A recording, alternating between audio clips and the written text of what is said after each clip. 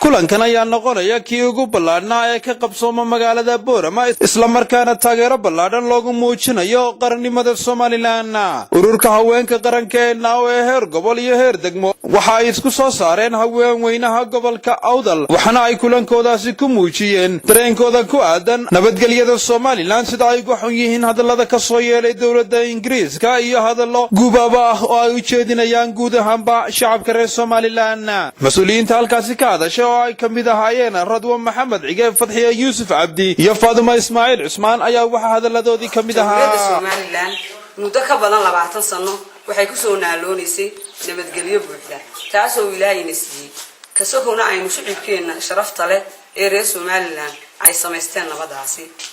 run ahaantii dawladda Ingiriiska maanta waxaan uga fadhinay inay ictiraaf buuxa inoogu dhawaaqdo in siiso kamayna filayn nabadgelyo darro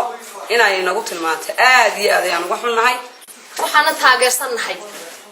hadalkii qubadii madaxweynaheena Axmed Maxamed Maxamuud Siiraayo hadii aan nahay haweenweynaha reer Awdal iyo ururka qaranka ee haweenka NAW waan ku faraxsanahay Soomaaliland Ilaahay baa ictiraafay calankoogana waxa ku qoran tawxiidka Ilaahay nin Ilaahay la ilaaha illa Muhammad rasuulullah tawxiidkiisa ugu qoran ictiraaf ma baahna bini aadam shacbiga reer Soomaaliland meel kasto ay joogaan gudaha iyo dibadda waxaan ku dardaarayaa inay nabadgelyadooda ilaashadaan ictiraafkana intuu doonayaba ha qaatee uu iman doona marka shacbiga reer Soomaaliland meel kasto ay joogaanba gacmaha is qabsadaan nabadooda ha ilaashadaan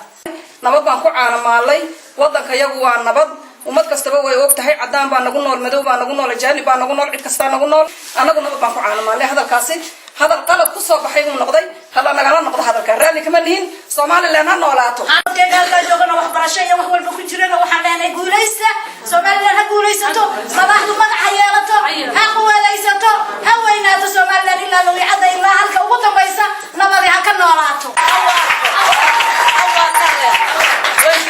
joogtay ha noolaato aadku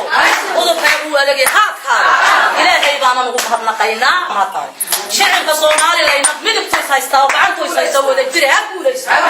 Abdullah Ali Yusuf on Cable TV Boorama.